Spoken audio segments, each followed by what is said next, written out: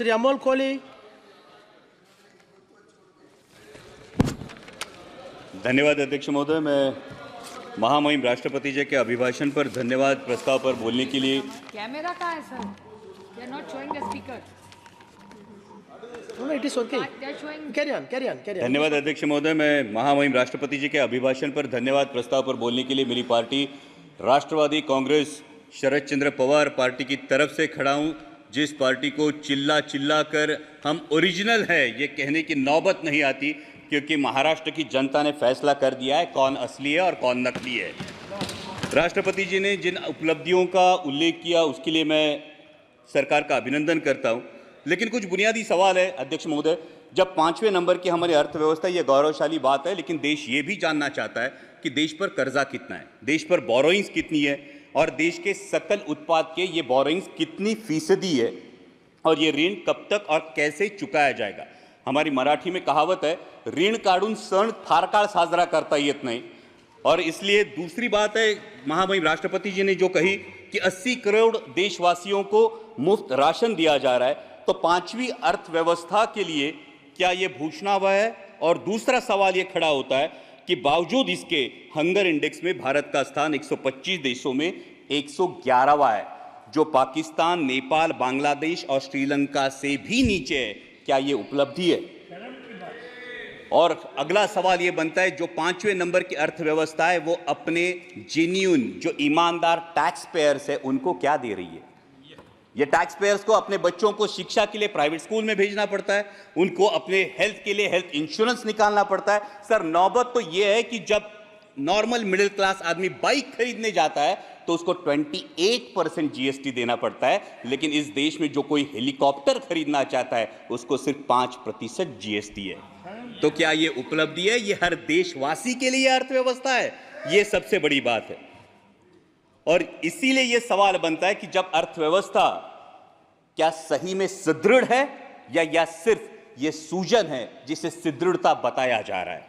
महामहिम राष्ट्रपति जी ने अपनी अभिभाषण में ग्रामीण अर्थव्यवस्था और डेयरी का उल्लेख किया, लेकिन दुर्भाग्यवश माननीय मंत्री महोदय यहां बैठे, लेकिन उसी दिन जो मिल्क पाउडर है उस पे इंपोर्ट ड्यूटी माफ करके मिल्क पाउडर आयात करने का एक निर्णय जो लिया गया। Sir, Yeah, but don't cut his time. he is not yielding. You are yielding. No sir, I'm asking sir ये दूध उत्पादक किसानों के लिए कि एकदम गलत बता रहे हैं, इससे I want you to kindly give me a chance. इनकी जानकारी के लिए और पूरे सदन की जानकारी के लिए, शरद पवार जी जब कृषि मंत्री थे उस समय उन्होंने ये टीआरक्यू दिया था। एक समय 10,000 Your ton time will come का, now. बाद में 25,000 टन का, और उस समय मिल्क पाउडर इंपोर्ट हुआ। What is that? Honorable Minister, your time will come. Your member is. See, next member is your from party. उसका क्या संबंध है? Honorable Minister, wait. Honorable Minister, wait. No. Immediately your member is going to speak. That time it can be debated. Sir, पुराने निर्णयों को लेके आज वास्तविक You carry on. सर, आज Nothing will go वास्तविकता wrong. ये है देश में। सर, मैं माननीय मंत्री महोदय के संज्ञान में ये बात लाना चाहूंगा कि सर, देश में मिनरल वाटर की बोतल 20 रुपए में मिलती है और हमारा किसान दूध 22 या 24 रुपए में बेचता है। तो क्या ये किसान को समृद्ध करने का निर्णय है? सर, मिनरल वाटर की बोतल 20 रुपए में बिकती है और हमारा किसान जो अपने पशुओं को पालता है उसको दूध बेचना पड़ता है 22 या 24 रुपए किलो में। तो क्या ये किसान के साथ न्याय हो रहा है? ये इसका जवाब किसान चाहता है।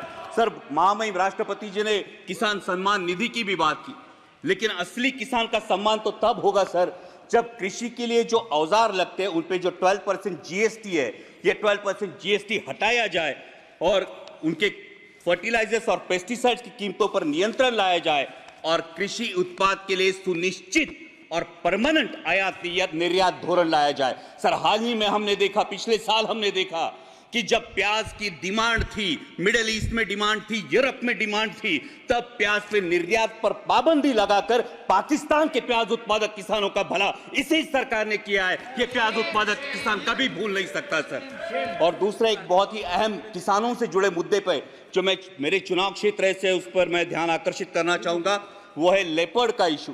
सर मेरे चुनाव क्षेत्र में जुन्नर वन विभाग के क्षेत्र में 700 लेपर्ड्स का अधिवास है सर, 700 लेपर्ड्स, और आए दिन किसी ना किसी पर हमला होता है सर। जब एक बाप अपने 3 साल के लहूलुहान बच्चे को लेकर सामने खड़ा होता है तब ये इसकी गंभीरता और ज्यादा महसूस होती है सर। 23 लोगों ने पिछले 1 साल में जान गंवाई है, और बार बार मैंने दरख्वास्त की है माननीय मंत्री जी से भी कि लेपर्ड रिप्रोडक्शन कंट्रोल के बारे में सरकार गंभीरता पूर्वक ध्यान ले। महामहिम राष्ट्रपति जी ने अपने अभिभाषण में इंफ्रास्ट्रक्चर की भी बात की। जो 3,82,000 किलोमीटर हाईवे हुए हैं उसके लिए मैं सरकार का अभिनंदन करता हूं, लेकिन जिस रेलवे ट्रांसपोर्ट के लिए 1/3 कॉस्ट लगती है और एक ऑयल इंपोर्टिंग कंट्री के लिए इन रेलवे में कितना इजाफा हुआ ये भी हम जानना चाहते हैं। और दूसरी बात यह है, जिन प्रोजेक्ट्स के लिए महाराष्ट्र गवर्नमेंट ने 50% कॉस्ट शेयरिंग के लिए अनुमति दी थी वो 3 प्रोजेक्ट्स है सर, अहमदनगर बीड परली, वर्धा यवतमाल नांदेड़ और वर्षा और गढ़चिरौली, जो 3 साल में रेलवे कंप्लीट करने वाला था। आज 15 साल बाद भी ये प्रोजेक्ट्स निर्माणाधीन है, ये इनकम्प्लीट है।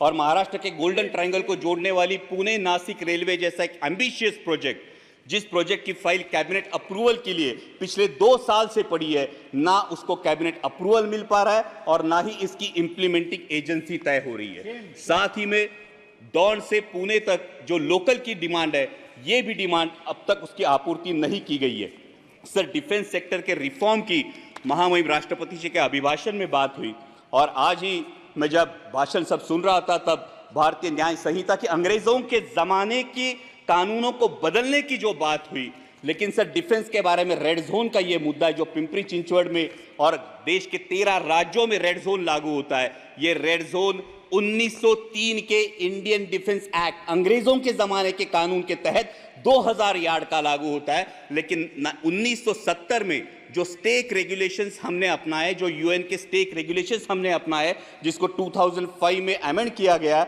उस स्टेक रेगुलेशन के तहत 200 से 500 मीटर सिर्फ रेड जोन की मर्यादा होनी चाहिए। और इसलिए रेड जोन क्या है? रेड जोन ये होता है जो डिफेंस का जो सेक्टर होता है, ये डिफेंस के सेक्टर के इसमें निर्माण के लिए अनुमति नहीं दी जाती, इन घरों को गैर कानूनी करार दिया जाता है। और इसलिए मेरी दरख्वास्त है कि अंग्रेजों के इस कानून को त्याग कर, 1905 के इंडियन डिफेंस एक्ट को त्याग कर स्टेक रेगुलेशंस के तहत 500 मीटर के परे रेड जोन हटाया जाए और लाखों देशवासियों को राहत दी जाए। सर अगला मुद्दा युवाओं की जो बात हुई महामहिम राष्ट्रपति जी के अभिभाषण में, लीडर ऑफ अपोजिशन ने नीट का भी मुद्दा उठाया। ये करोड़ों भारतीय युवाओं के एस्पिरेशन का मुद्दा है सर, और नीट को लेके बहुत असमंजस है। सब जगह पे नीट का सिलेबस सीबीएसई बोर्ड के तहत है। जो बच्चे स्टेट बोर्ड में पढ़ाई करते हैं उनको क्लासेस लगाने से कोई दूसरा ऑप्शन नहीं बचता, और क्लासेस की फीस लाखों में चली जाती है। और अभी नीट पेपर लीक के इल्जामों के बाद ये असमंजस युवाओं में है, क्या रीनीट होने वाली है? अगर रीनीट होती है तो जिन बच्चों ने ईमानदारी से पढ़ाई की उन बच्चों का क्या होगा?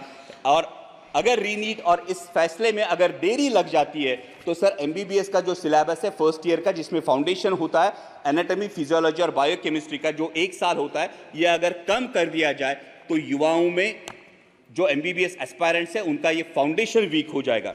सर दूसरा, युवाओं से लेकर मेरे महाराष्ट्र में एक बहुत अहम मुद्दा है, वो है मराठा आरक्षण का। मराठा आरक्षण को लेकर महाराष्ट्र में बहुत बड़ा आक्रोश है और उसी को लेके ओबीसी के युवाओं में अपने आरक्षण को लेके चिंता भी है। इसलिए मेरी सदन के माध्यम से सरकार से दरख्वास्त है कि जातिगत जनगणना कराई जाए और किसी भी के आरक्षण को ठेस ना पहुंचाते हुए मराठा समाज को भी आरक्षण दिया जाए। और सर अंत में मराठी में इतना ही कहूंगा कि जलवायु की भी महामहिम राष्ट्रपति जी ने बात की, लेकिन आत्ताच आमच्याकडे माऊलींच्या पालखीचं प्रस्थान झालंय आणि इंद्रायणी माई अजूनही फेसाळलेली आहे। करोडो रुपयांचा खर्च होऊन सुद्धा जर आमच्या वारकऱ्यांचं श्रद्धास्थान असलेली आमच्या इंद्रायणी माईला जर मोकळा श्वास मिळत नसेल तर नक्की हा पैसा जातो कुठं, या नदी सुधार प्रकल्पाचा विचार व्हावा। सर साथ ही में आपातकाल की बात हुई, लेकिन सर वास्तविकता यह है कि 1980 में जनरल इलेक्शंस में इसी देश की जनता ने 353 सीट्स देकर इसी कांग्रेस को वापस सत्ता में बिठाया था। तो ये मैं जानना चाहूंगा कि बार बार पुरानी जख्मों को कुदेरने से क्या हासिल होगा, और जब हम डिक्लेयर्ड इमरजेंसी की बात करते हैं तो देश में अनडिक्लेयर्ड इमरजेंसी की भी चर्चा होती है सर। कुछ सालों पहले सर शोले करके एक मूवी आई थी, उसमें एक डायलॉग था, शायद आपको भी याद होगा, कि दूर किसी दराज में जब बच्चा रोता है तो मां कहती है सो जा वरना गब्बर आ जाएगा। सर हालात ऐसे थे कि जब विपक्ष का कोई नेता सरकार के खिलाफ बोलता है तो उसको बोला जाता है चुप हो जा, सरकार के खिलाफ मत बोल वरना ईडी सीबीआई या इनकम टैक्स आ जाएगा। सर इस इनडिक्लेयर्ड इमरजेंसी का क्या? Sir 2 minute Please, one more speaker is there. Yes sir. One more speaker is sir for the जब party. नेता Please तोड़ो wind up, please wind party up. फोड़ो लेकिन विपक्ष मत रहने दो, ये बात होती है। सर जब लीडर ऑफ अपोजिशन ने डर की बात की तो महाराष्ट्र में भी बात हुई थी। 27 जून को माननीय प्रधानमंत्री जी ने भोपाल में भाषण किया था, तब उन्होंने नेचुरली करप्ट पार्टी जिस पार्टी को बोला था, जिन पर इल्जाम लगाए थे, उन्हीं हमारे साथियों को लेकर आज महाराष्ट्र में सरकार बनी है। तो सत्ता पक्ष ये कहे कि उनकी नैतिकता कहां गई। लेकिन अंत में मैं देश की जनता का आभार करूंगा सर, लास्ट पॉइंट, देश की जनता का आभार करूंगा क्योंकि उन्होंने पूर्ण बहुमत नहीं दिया और यह दिखा दिया कि तुम भारत कहो या इंडिया। सर 1 मिनट सिर्फ, लास्ट मिनट, तुम भारत कहो या इंडिया, मैं वही हूं जो अपने कर्म पर विश्वास रखता हूं। मैं वही हूं जो मंदिर मस्जिद मंगल सूत्र से ज्यादा देश की एकता को अहमियत देता हूं। मैं वही हूं जो राजतंत्र से ऊपर लोकतंत्र को मानता हूं, ठेकेदारों से ज्यादा पहरेदारों पर भरोसा करता हूं। तुम भारत कहो या इंडिया, मैं वही हूं जो नफरत से ज्यादा मोहब्बत चाहता हूं, अहंकार से ज्यादा विनम्रता का आदर करता हूं, अधिकार से ज्यादा जिम्मेदारी निभाता हूं। मैं वही हूं जो संविधान से चला हूं और संविधान को ही अपने सर आंखों पर रखता हूं। धन्यवाद अध्यक्ष।